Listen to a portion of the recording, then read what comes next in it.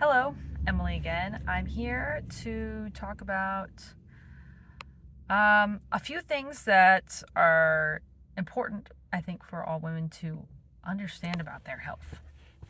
Um, I pulled some of this information from different sources that I was reading online, uh, but I think it all makes sense. So, first thing I'm just going to bring up briefly is that people's mental health, women's mental health, is a big thing. So we're seeing now a lot more women being at-home moms and stay-at-home moms. But even if you're not, um, women are the caregivers. Um, they're often, even if they're not helping care for their children, they're helping care for their parents or other relatives or their spouse. And there has been a link with severe mental health in relation to women that are caregivers for somebody. Um, and I think this totally makes sense because if you're a caregiver and you have that in your life, that's who you are going to be so focused on the health of the other people in your life that you're taking care of, that you're not going to focus on yourself. Whether you're a mom or you're caring for some other relative or some other person, if you're a caregiver, if that is a quality that you have in your life, you are going to do everything for those other people and forget about yourself. And it's going to cause strain, not just mentally, but this is focusing on mentally, what I was reading about, but mental strain and physical strain, because, it's hard work. And so I think that we just need to acknowledge what the toll that will take on women to be the caregiver, what that's going to do for women. And we need to, I think, as a society and as other women, I think that we should, help out each other.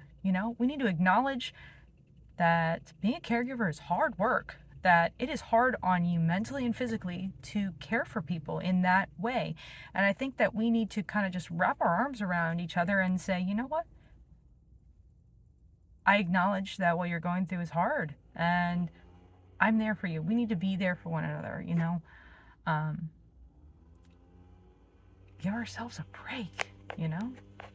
Um, so that was one thing that I was going to bring up. The other thing I was going to bring up is, and it kind of goes along with what I was saying last week, but I think that people just need to,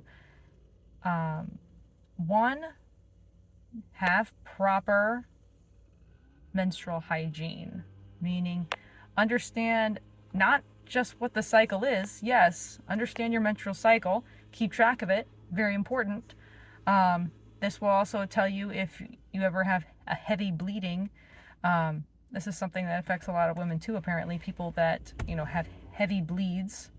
How do you know if it's a heavy bleed if you don't keep track of it? You're like, oh, I usually have much lighter menstrual cycle, and now all of a sudden it's been super heavy consistently for a couple of months. I mean, that's a telling sign of something else going on, and you should go and seek some medical help for that, advice if that is a deeper problem.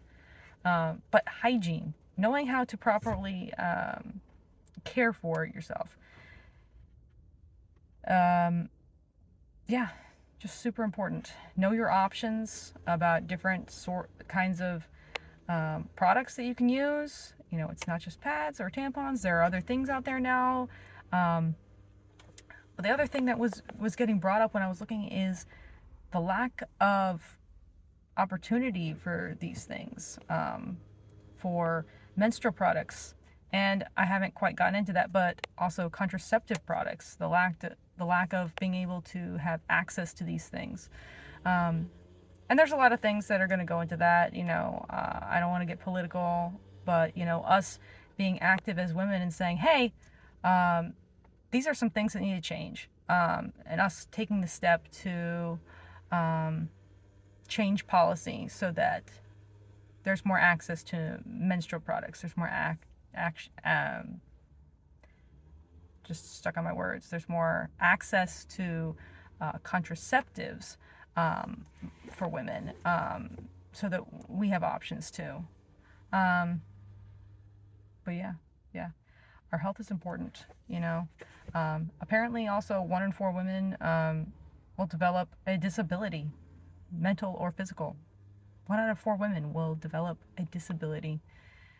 That statistic is from CDC of a recent study, and I was not 100% surprised by that, but I think it's something that we should be aware of. And some of that, it has to do with all this stuff that I've been talking about. You know, the stress on caregivers, the stress on women, and our roles that we have to play. Um, that can factor into, for sure, the mental disabilities that people are experiencing. Um, so I think that we need to acknowledge these things as being true. Like, these are facts that are true, and be there for one another. You know, that's one thing that we can do. You know, women who are stressed out, they need to talk. They need to vent about it, and they need somebody to hug them and say, "It's okay. I hear you. I see you."